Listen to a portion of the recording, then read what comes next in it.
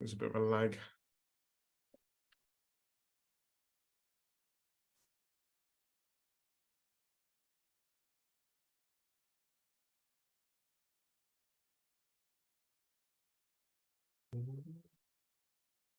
There we go. Awesome. Right, welcome. We are live, and welcome to this Lunch and Learn, as I like to call it. Welcome to the podcast, or if you're watching live in the Facebook group, then give us a thumbs up, give us a like, and say hello as well. Today, I'm joined by Paula, and Paula is the founder and owner of Clippit Grooming. How are you doing? Hey, how are you doing, Bill? Yeah, good, good. You're having a busy month?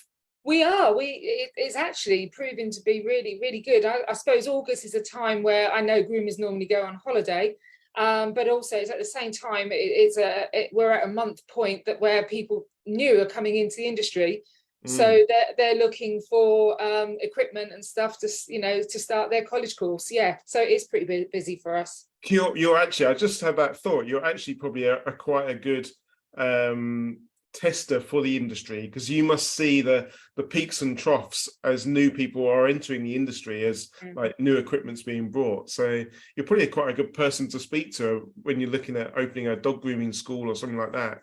Well, across the board, many people might not know, or some people do know, I've actually been in the industry for over 35 years. So wow. I know the peaks and troughs. I've also been through 2 recessions of the pet industry. And truthfully, I know, with the pet industry over the past years, and I know, 35 years have moved on from where I first started, but normally the pet industry does particularly well in a recession. Yeah. So people don't go on their holidays, they don't have a new kitchen, but they carry on buying for their pet. Yeah, definitely. 2 recessions and a pandemic. I mean, you could never plan for that, could you? You could never plan for that. No. Most definitely. And I think now the pet industry is at a very good place, because like you say, in the middle of the pandemic, people were buying dogs. And now there's a huge area for, dog walkers, more groomers, so, it's a very thriving industry, is the pet industry. Yeah, and there's a question in the big group today actually about, I've invested a lot of money into my training, and I'm worried that there's not going to be the customers out there. But, yourself, you've been through recessions. Our dog grooming business, we've been going 18 years. It's again 2 recessions and a pandemic. It's still going. We're still going. Yeah. Hair will always need to be cut. So, before we start talking about Clippit, let's talk about you and how you got into the industry 35 years ago. Well, it all stems, I left school, and I started out in this world as being a chef, and I was working very, very unsociable hours. And in my early 20s, my dad was manufacturing liquid products, basically, for companies like bubble baths and stuff like that. And he said to me, look, do you want to come and join me? And I joined him, and literally, was thrown into a totally different industry to what I was very comfortable with. And at that particular time, he was approached by a veterinary laboratory to develop evening primrose oil shampoo, because there had been an awful lot of research done by a scientist called Dr. David Anderton, who looked into treating dogs that had very bad skin complaints, and they had used evening primrose oil to treat the skin. So they approached Dad at the time, and this actually obviously opened up us as a business into the pet industry. And Dad formulated the product with having pure cold pressed evening primrose oil going into a shampoo, and put it forward to their analysis. Nothing was heard, and this was before computers was around. This is how far we go back. And Dad just wrote the formula on the back of a fag packet, and they came back like 18 months later and said, you know what, we want to make this shampoo. We've got a big pharmaceutical company that wants to market it. And when Dad went back to find the formula, he lost the formula. He lost the fag packet, basically. Oh no, so I'm putting in the bin. Yeah, exactly. So they went their way and we went our way, and we thought, well, there must be something about this. And lo and behold, that was the start of the company Groomers. And so I was the founding director with my dad that started Groomers. So I was basically running it out of a bedroom selling groomers shampoo. It was like selling double glazing windows to people.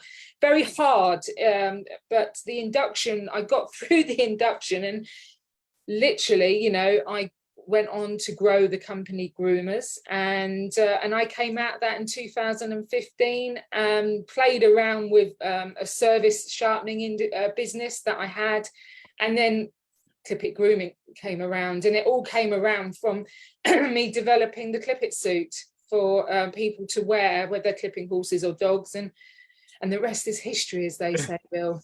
So with groomers, you're going out there. How did you? Because obviously this was pre-Google, pre-Facebook, pre all of that. How did you find the groomers? Were you out and about on the roads, like going into every town and trying to find them, or? We started off by having a very, very small niche range of probably about no more than 12 products.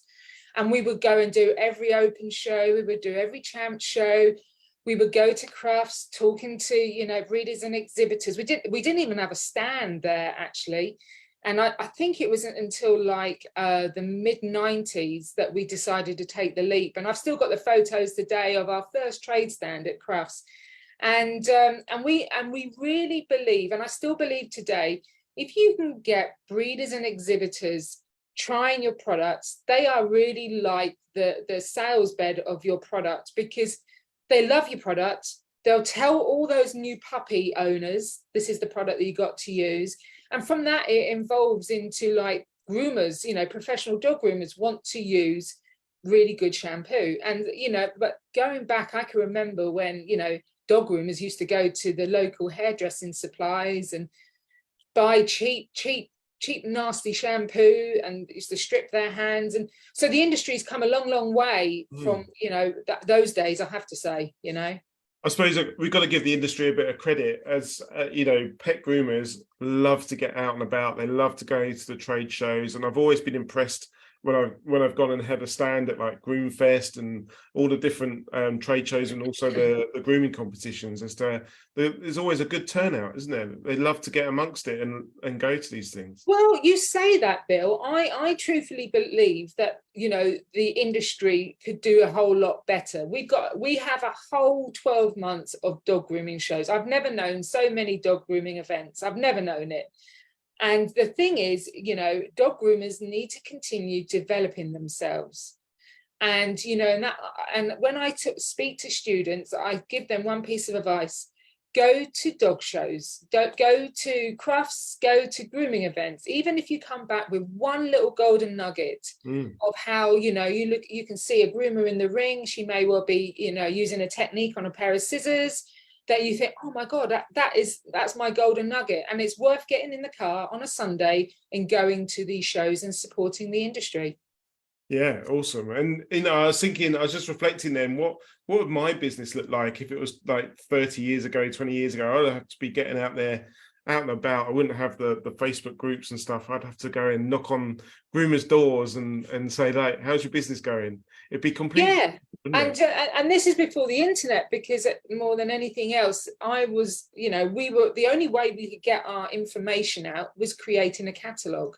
Yeah. So when I was at the height of when I was at Groomers, every year I would be doing a 300-page catalogue to launch at Crufts. And I can't tell you how stressful that was between September and the end of February, because it then took 2 weeks to print the damn thing. And they were then delivering the catalogues on the first day of Crufts. And that was the only way at the time we could get out, and market our products. Yeah. And so what happened? Obviously, you moved on from Groomers. What happened with your dad? Did he retire He retired, yes, he retired. And he went on to set up this sharpening company. That again, he had moved on, set up another business. I basically followed his tails, as they say, Bill, and I bought his sharpening company. So, and all this experience that I've had. So, when I was at Groomers, I was, innovating, bringing in new products, bringing dryers, grooming tables from all over the world. I traveled all over the world to find great innovative products that I felt that would benefit the UK dog grooming industry. So, it's a case that I'm very fortunate that I can talk to groomers about what scissors is right for them, because that is a whole area of information that is just blows the average dog groomer's mind. Because when I go to colleges, I say to students, what those scissors that you bought, why have you bought it? And they'll go, I don't know, it's either my mates told me it's pretty because it's pink, or it's cost because I can buy them cheap on Amazon. And I said, yeah, but actually, are those scissors in front of you what you need to start your business? So, so I can talk to those groomers about that. I can talk to people about whether they want, what type of bath equipment they need for a setup. And so all this education has actually flowed into Clippit grooming. And, I launched the Clippit Quattro cordless clipper last year. That's doing really, really well for the business. And I will always continue to innovate and develop, because that's where my passion lies, is bringing new products to market. Yeah, and the last 10 years, the industry's exploded, hasn't it? Equipment wise, and scissors and brushes and combs and everything, it's all come on. But Clippit grooming came about, as you said, just from a one-piece grooming suit. Tell us about that. What inspired you to make that? Well, again, I'm very passionate about horses. I've ridden all my life. I've competed on 3 separate occasions for England. So I've always had animals around me, and mainly horses. And in September of 2015, I was on a beach somewhere in September, and I had 3 horses, and I thought, oh God damn, I've got to go and clip those horses. And all I had at the time was like one of those paper painting suits, and as soon as you put your leg in it, you tear the leg, and it was just, I hated the hair. And I thought, do you know what? I'm going to make an all-in-one suit to protect, so people can get out and haven't got to worry about the hair. And so I designed the Clippit suit, and the Clippit suit has now, if you go to Instagram and look at Clippit suit hashtag, it's getting on for nearly 2,000 images just for that hashtag. It's got a very strong following here and overseas. We're very fortunate that the Clippit suit itself has just sold itself. And we are doing an awful lot of work on it for this year. We want to reproduce it, restyle it. So, because obviously, horse clipping season is not far away. We're only talking about probably 8 weeks away. So, that season will be around again. It is. I mean, it's not just easy, is it, to go out there? The suit's going to have to be, what is it, waterproof, hairproof? There's quite a lot of bits to it, isn't there? Well, I always say to people, it can't be waterproof, because if you were wearing a waterproof garment, my word, you'd be like a sauna underneath. Yeah, that's true. So yeah, it's totally hair resistant. But the nature of hair, people don't quite realize, in the nature of hair gets everywhere. It gets in the seams of clothing. So even though Bill, we say it's I wouldn't say it's 100%, it's 99% hair resistant, but because the material is really technical, it can, you have to be very careful that the way you wear it and the way you care for it, because of hair is attractive. So if you rub a balloon up and down your clothes, the static produces, and the balloon will stick to you. Yeah. That's how hair sticks to our clothing. So it's drawn to us because of the static. And I always say to dog groomers, if you're wearing a hair resistant piece of a garment, I would always recommend washing it in vinegar every couple of weeks, because the vinegar adds acidity back into the material. And I always recommend, whether that's for my garments or other brands of garments, if you are wearing a garment to protect you against it, you should look after it, because it's there to design to do a job. So yeah, the Clippit suit, yeah, totally breathable. Step out of it, you haven't got a particle of hair underneath, Bill.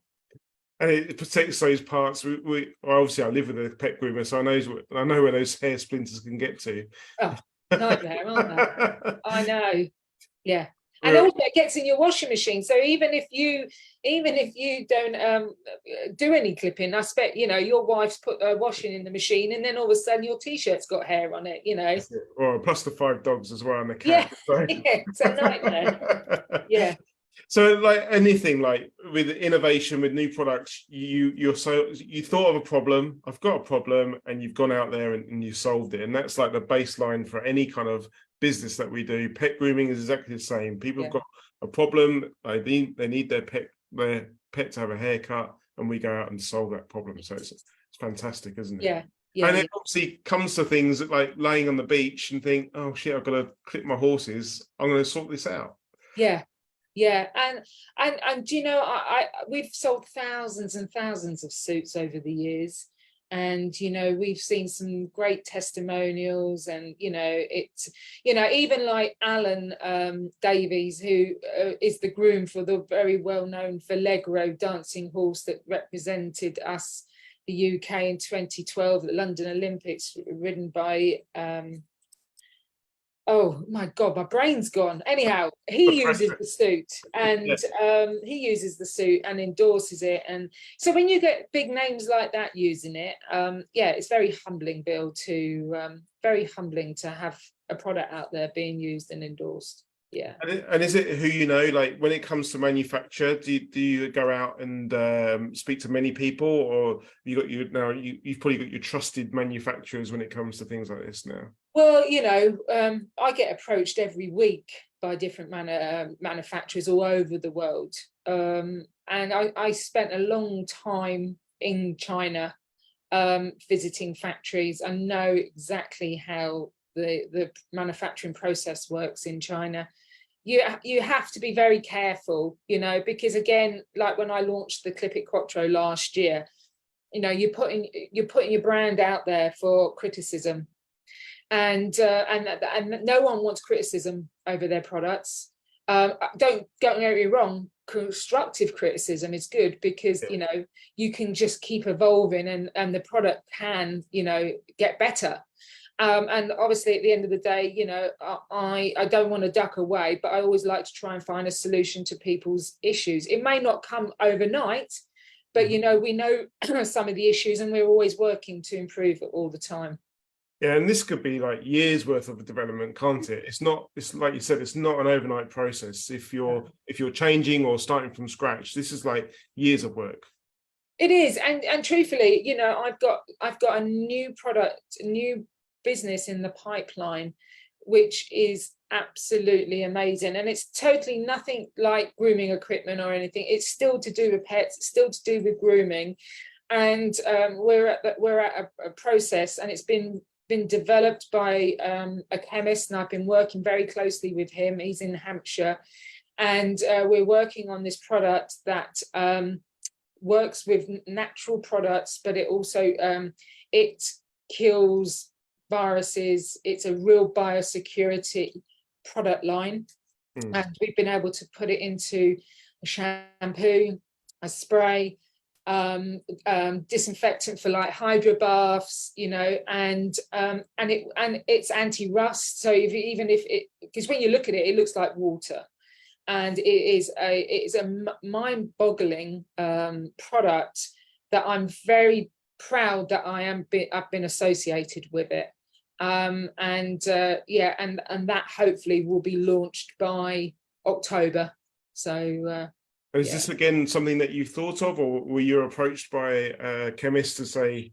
Well, the thing is, though, you know, being in the industry for quite some time, you know, it's not what you know, it's who you know in this world.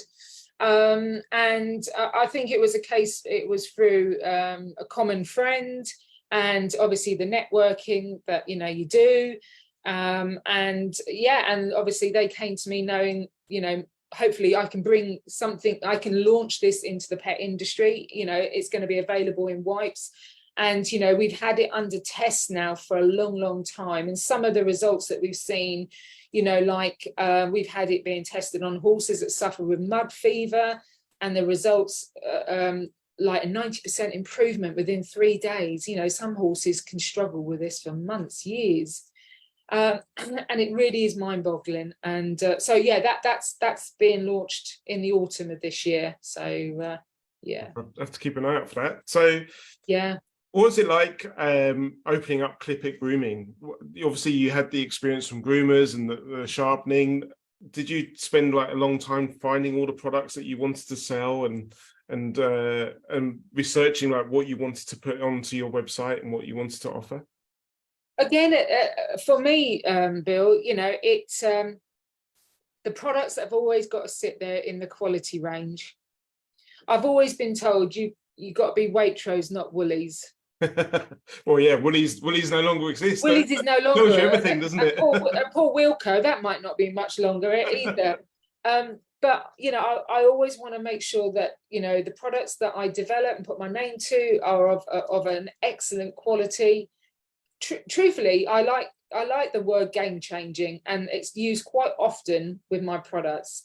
And that is the strategy for driving the Clippit brand going forward. It is to bring innovative products that will make people's lives easier. Yeah, we know that when our lives are easier or we become more efficient within business, yeah, obviously it's more profitable as well, isn't it? Correct. Yeah, correct. Yeah, and you know, I also personally, I like to build relationships with my customers. The dog grooming industry likes to have an arm put round them. They like to feel that someone is there at the end of the phone that they can talk to, because you know, some of these groomers that are working on their own, it's a very isolated industry. So, you know, we are here, you know, as a supplier, you know, we like to put our arms around our customers, and we like to build personal relationships. You know, I had a customer this morning that was messaging me at 6 o'clock and said, you need to jump on this Facebook group. I think somebody needs your help. That's the sort of, you know, community that I want to build around my business. Definitely. Yeah, and you know, I think it's nice connecting with business owners like that, because like you said, if someone does have a problem, you know, if I get a post put into my group saying this has happened, I'll quite often reach out to the business owner first to see if that can be like rectified before, you know, publishing the post and everyone seeing it, because it's that good old-fashioned customer service, isn't it? Oh God, yeah, most definitely. Yeah, and that's the thing, you know, it's not about just bringing a product to market, it's the aftercare. And don't get me wrong, I like most people like to sleep at night and you know, feel the comfort that my customers are happy with us. And I love, you know, when I see our Trustpilot reviews that come in, or our reviews that come in on you know, on our webpage. Oh, I get quite, you know, my husband says, oh, get over it. I get really excited, or I get really depressed. You know, if there's someone that's got an adverse comment, and I think, oh, why did you have to go and do that? Why didn't you just pick up the phone and, you know, we could deal with it directly, you know? That's the downside to the internet. You know, I think, you know, the problem is a lot of people don't realize who are behind businesses, because it's all internet based. That's why I like to get out to the shows, meet my customers, you know, talk to them, you know, and build a relationship with them. And I think sometimes nowadays that is lost.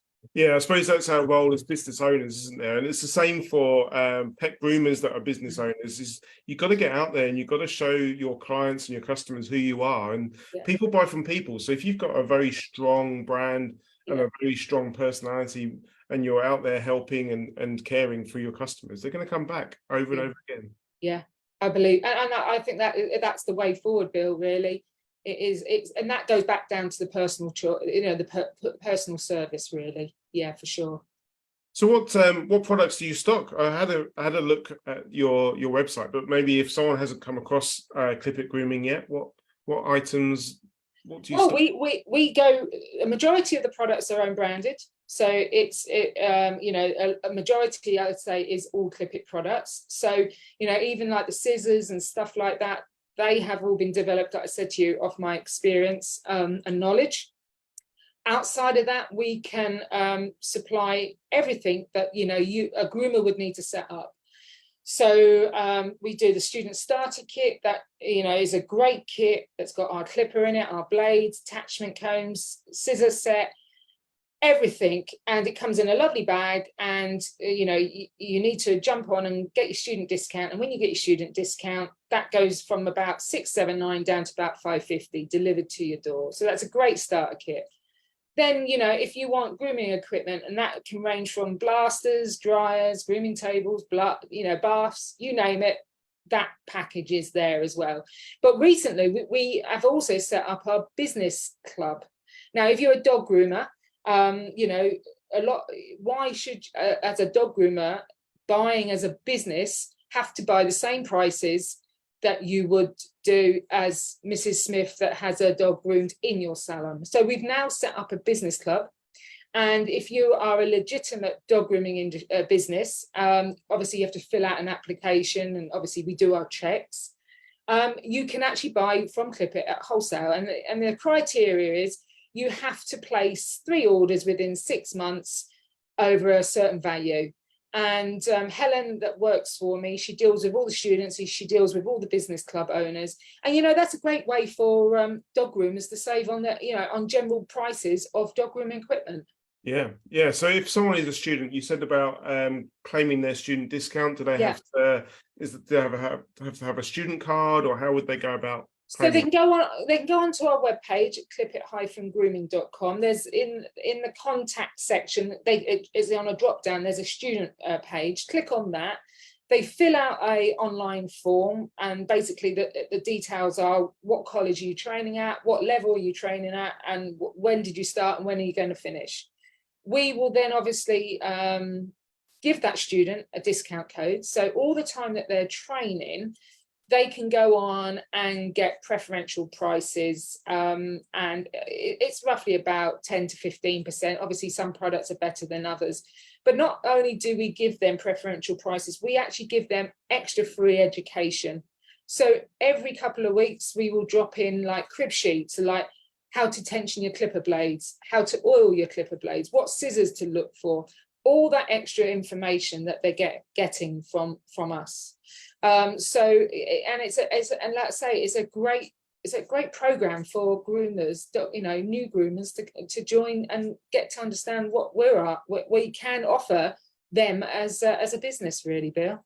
Yeah, and you'd be a great one for getting into about statistics. As to, you could probably tell us where in the country, like, most people are learning to groom, what level they're going to be grooming at, what courses they're doing. It's really interesting. Well, do you know what? Years ago, I used to be a director of the pet industry. And I was also the chairman of the British Dog Grooming Association. And now we are talking probably about 15 years ago. But the statistics 15 years ago, that all the new groomers that came into the industry, 18% of them left the industry within the first year. Oh, wow. Because they found out it wasn't the job what they were, they were all led to believe. And don't forget, this is going back 15 years. I don't believe nowadays that percentage is anywhere as high as that, because, I think people now, are coming into the industry, and I think they really have a clear mindset of they want to do this. And I have to say, most people come into the industry, and I'm always actually really shocked at the career that they've left. And I've met people that have been police officers, a lot obviously, leaving, the NHS and all that. And it's out of the passion of loving their own dogs and grooming their own dogs that they want to become a dog groomer. And that's the statistic, really. Yeah. I think, 18% then 15 years ago now. Yeah. I think if you're coming into an industry and there's so much material available to do your research, speaking to other groomers, the Facebook groups, the trade shows, the talks, there's so much more information out there to make that decision before you go and invest in those courses. Yes. So hopefully people have their eyes open as they come into the industry. Well, truthfully, there's been a huge topic of late in the industry about regulation within the industry. And I can see both sides of it. And when I was a director of the industry, we actually did try to regulate the industry. And actually a groomer said to me, a couple of months ago, Paula, will the industry ever get regulated? And I said, no, not a hope in hell. So she said, why is that? I said, it's not so much about regulation. How are you going to police it? Mm-hmm. That was the biggest stumbling block about regulation within the UK, because I understand, I can understand a groomer down one end of the street is trained, and then you've got a groomer down the other end of the street that's been in the industry for 20 years and's got nanny rights. And I can understand, both sides. I think the problem, people get upset is when people can go on these online training courses, and less than £100 you can learn to clip a dog. So that's the area that is challenging. But truthfully, Bill, I think I can't ever see this being regulated. The issue there, I suppose, I agree. The issue always comes back down to money, doesn't it? When we look at the licensed dog breeding programs, the licenses for dog breeders, the government made the legislation, and it's easy for them to make that legislation, but then passed enforcement onto the councils. Councils have no money. No, exactly that. The councils have no resources to actually do this. So it's a very poor, well, it's probably good legislation, but it's very poorly enforced, or postcode lottery as well, depending on which council you live in. Probably you might see someone, or you might not. You might never see anyone. So you're right. I mean, the veterinary world has got the RCVS, and again, that's probably a very big organisation which probably has a lot of resources to deal with internal issues with their licensed vets. So it comes down to money, doesn't it, and resources. And exactly that. And like I say, we were going around this in circles, 10 years ago. And you're right, it all just boiled down to money, and whether the councils literally, you'll get some councils are better than other councils, and that's why I say I think it's an absolute minefield to get the regulation for the industry. Yeah, and we saw this in COVID when it came to councils and using the grant. Obviously, the councils were given this money, but we were very fortunate to be in Ashford Borough Council, and they were very proactive. Once you'd completed their application form for the grant, they just kept reusing the same application. But 15, 20 miles away, if you went to the next borough council, the people there were really struggling to get their hands on the money, and that just illustrates the how different councils are run and lack of resources. But I did think, coming out of lockdown, whether the government or whoever looks at taxes and stuff might have gone, bloody hell, that pet industry is a bit busy. I thought maybe it would draw a bit of attention to pet groomers, or maybe they will at some point. Well, I think so, because I think, like I say, knowing I've been in this industry as long as I have, and everyone wants a bit of the pet industry or a bit of the dog grooming industry, and I do see it, actually. So watch this space. I'm sure somebody will be looking at that, sniffing about that. Someone at HMRC will come across a report one day going, "Wow, we put a lot of grants out for pet groomers. What do pet groomers do?" I did wonder, but. Going back to what you were saying about people leaving their careers to become pet groomers, there's a lot of passion there, and people have been stuck in 9-to-5 jobs or government jobs, and they've realized their passion, or they've always had that passion for pets. And I see a lot of COVID stories where people have been put on furlough, or if they're a part of the NHS, worked to the bone and thought, why? This isn't what life's going to be about. So they've looked to leave the industry and retrain as a pet groomer. Yeah, for sure, most definitely. And there is plenty of dogs to go around, and plenty of cats. And I was talking to someone yesterday, and it's about creating pet grooming as a career. Making people see that now pet grooming can be a really worthwhile career. It can make you good money, up there with everyone else, and it's transforming that mindset of the pet groomers, but also the customers as well, to see the industry for what it is. It's a career. Most definitely. But at the end of the day, Bill, groomers have got to look after themselves, because at the end, there's a lot of groomers that have been in the industry for a long time. And I think groomers could actually help themselves by looking after themselves better.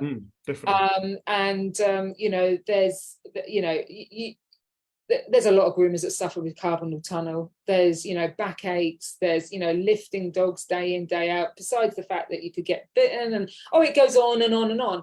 And I just sometimes, I don't think the dog groomers take care of themselves enough, because it's a hard industry, you know, very hard. Even though it's rewarding, and most dog groomers are very, you know, creative, because that's what they're creating, is what's in front of them.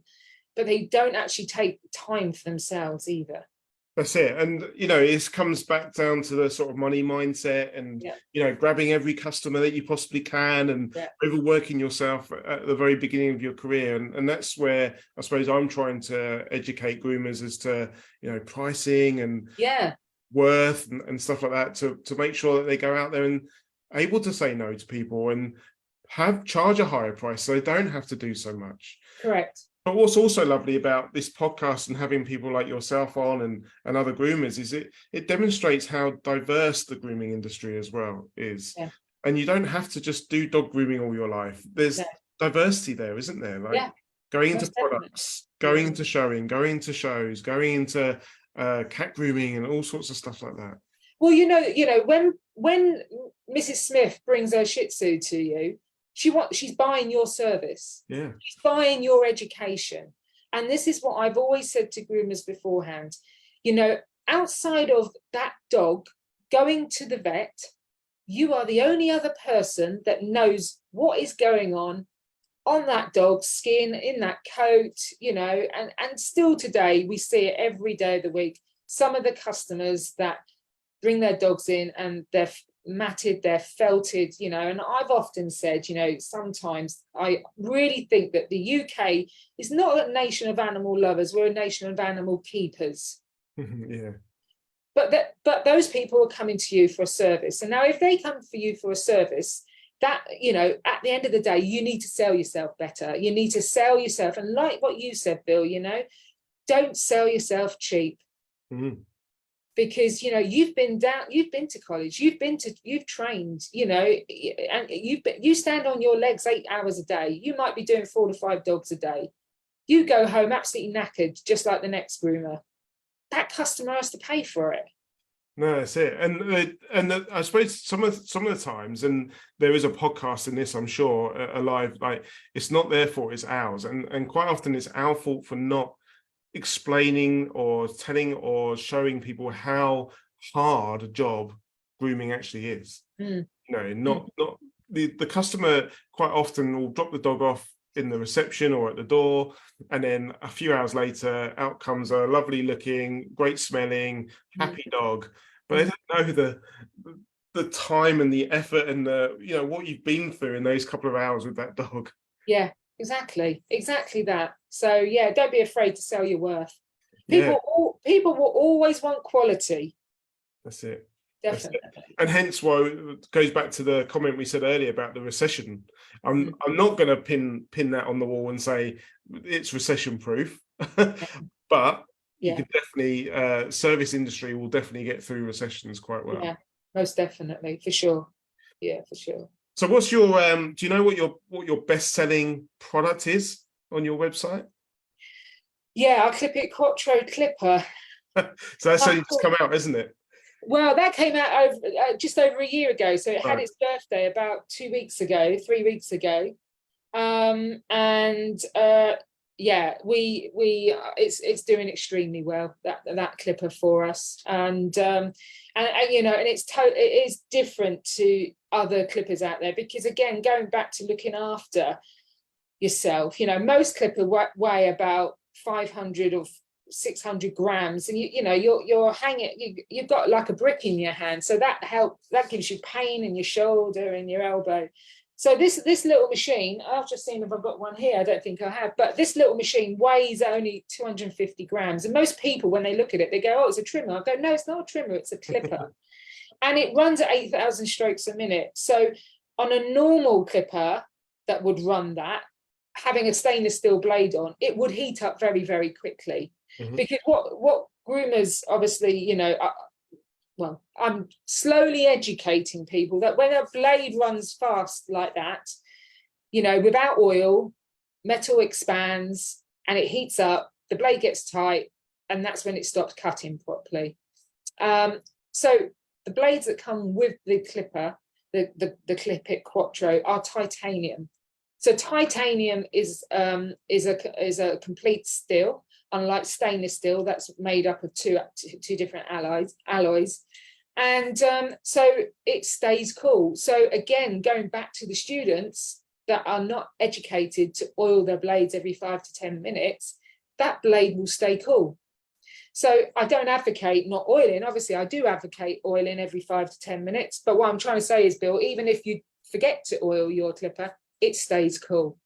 So, you know, it's so small, it gets into all the tiny, you know, areas that, you know, hard to reach areas.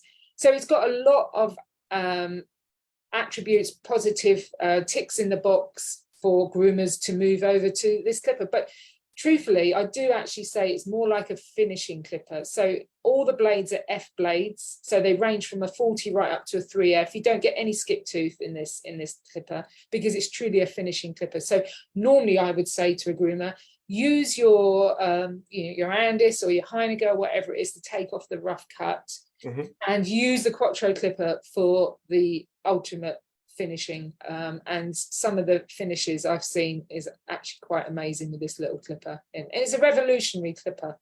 Definitely.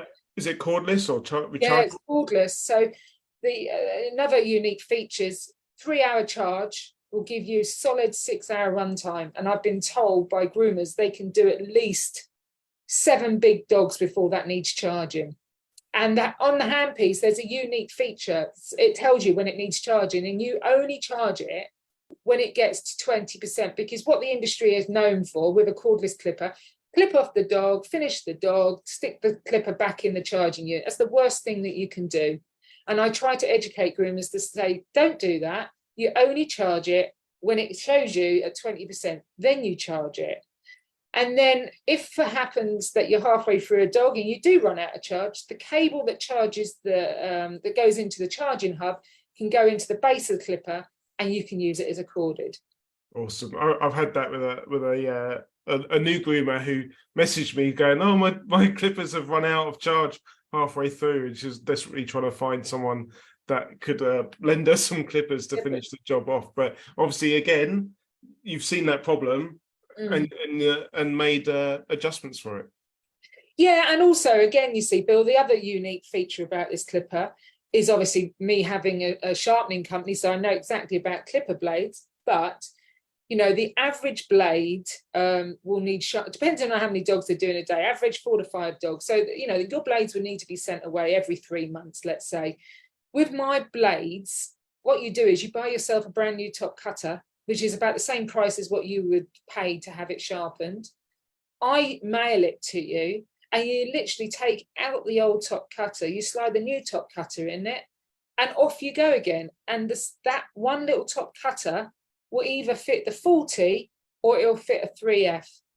Because on other blades, even though you might get a ceramic top cutter, there are different top cutters for different lengths of blades. But with my blades, it's actually the sole plate that depicts the length of the cut, not the top cutter. So the top cutter, like I say, so you know what, you can do all your maintenance, and you haven't got to worry about sending your clipper off to be your clipper blades off to be sharpened. Awesome. So do you concentrate when you're looking at development? Do you concentrate on dogs? Do you have a dog range and a cat range? Because we're very much into dogs and cats in this. Yeah. I like pushing the cat grooming as well as the dog grooming. At the moment, obviously cats is still on the back burner, truthfully, because obviously at the end of the day, when it comes to developing cat shampoos, you've got to be very careful, because there's some products that cats can't have in a cat shampoo. Yeah. So mainly at the moment, our main areas is dog grooming and obviously the horse grooming. But yeah, we are forever developing. We're working on a new detangle product at the moment. So that is in the pipeline as well. We're bringing on a conditioner to go with the other shampoos that we've developed. So yeah, there's lots of things, Bill, that's coming on in the park. I can't sit still for 5 minutes. That's the problem. Is that what drives you? What drives you on to develop all this? Passion, I think. Passion, actually, to see someone have a smile on their face, that you've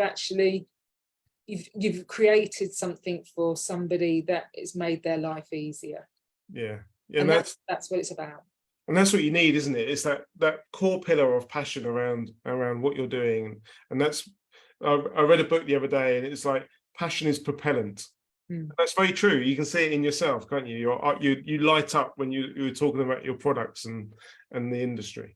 Yeah, some days I work 12 hours a day, and we're all not getting any younger in this world, and I still feel like there's a whole lot of other things that I can provide and give to the industry, but I'm very conscious of the fact that time's ticking away, as they say. We're all heading for retirement, and I want to build a creditable company that people can come along and go, do you know what, I know what Clippit stands for.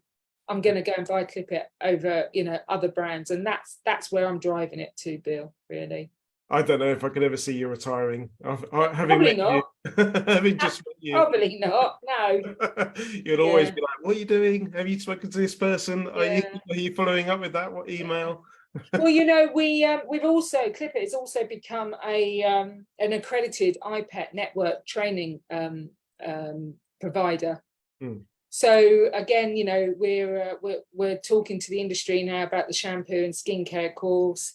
I'm talking for IPET. I think it's October at Cheshire Zoo. About biosecurity.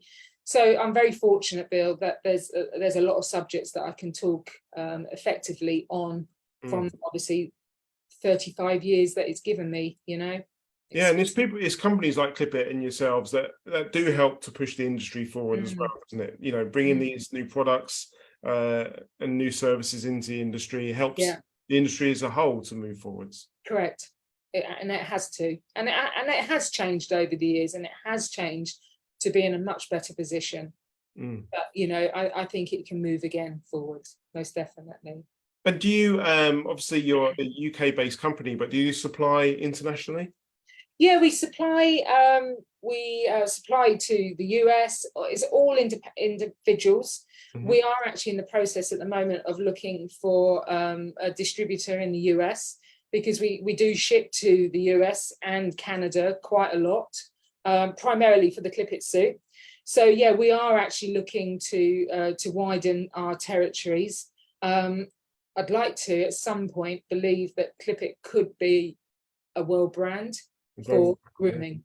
Yeah, for sure, because when you look at my logo and stuff like, it's all I've invested in it, and it's all trademarked. I believe in the brand. I believe I know what I can bring to the pet industry, and I foresee it being a world brand eventually, Bill. That's my hope and aspirations. Yeah, well, I mean, the Facebook group and podcast is international, so maybe there's someone out there listening thinking, I could perhaps take on Clippit and give it its US distribution. Most definitely, that's what we're looking for. Most definitely.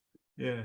So tell us about how people can get hold of you. How can people go and view your products? Where do they find them? Okay, so our website is www.clippit-grooming.com. So that's our online store. We are on all the social media channels, whether it's TikTok, Instagram, Facebook, you name it, we're on it. YouTube.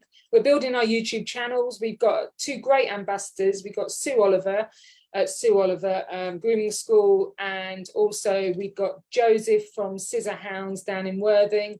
They're creating content for us, great content. So you can follow them as well.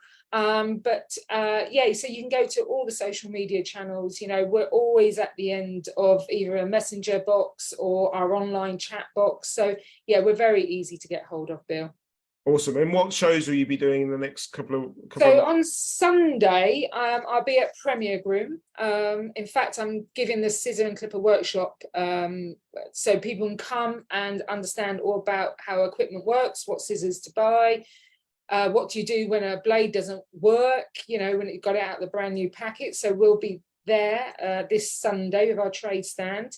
Then at the end of August, we are going to the Dog Edition show, which is the holistic show in Stoneleigh at the end of August. Then as we move through, we start to then move into the equine shows. So we'll be at the London International Horse Show again, the Groomers Market in Aldershot. So yeah, we've got a few shows coming along in the pipeline for the end of this year. Yeah. Awesome. And do you attend these yourself? Are you on the stands? So yeah, and Helen that works, and Helen's another one. Helen used to work for me at Groomers. She left Groomers and is now supporting me on Clippit. So yeah, I would say two powerful women, Bill. Awesome. Driving a business forward, definitely.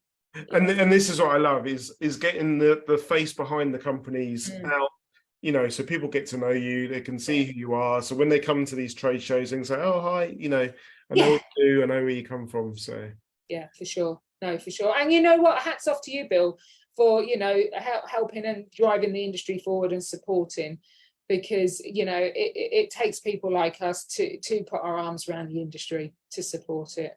I think someone said one groomer at a time. I'm helping. Exactly. Yeah.